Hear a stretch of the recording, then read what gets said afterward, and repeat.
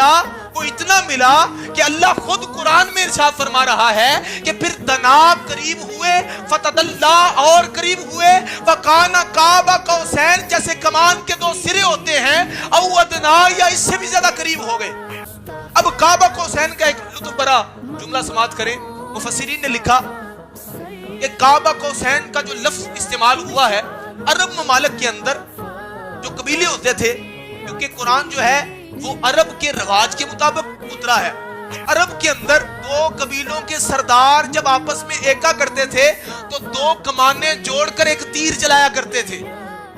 یہ دو کمانیں جوڑ کر یہ تیر چلانے کو قاب قوسین کہتے ہیں۔ یہ اعلان ہے کہ ہم نے آج کے بعد ایکا کر لیا ہے، اب ایک قبیلے کی طرف جس کی نگاہ اٹھے گی دوسرے کی طرف تسلیم کی جائے گی۔ جب ایک کی طرف کوئی میلی آنکھ سے دیکھے گا دوسری کی دشمنی مول لے لے گا۔ دونوں قبیلے ایک ہو چکے ہیں، ایک کے ساتھ جنگ کرو گے دوسرا قبیلہ تم پر حملہ کرے گا، ایک کے ساتھ دوستی دوسرے کے ساتھ دوستی ہے، ایک کے ساتھ دشمنی دوسرے کے ساتھ دشمنی ہے۔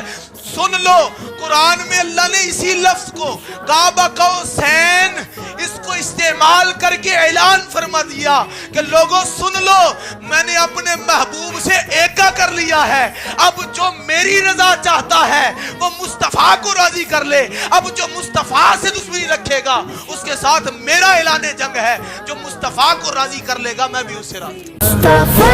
مصطفیٰ منبع الصفا سید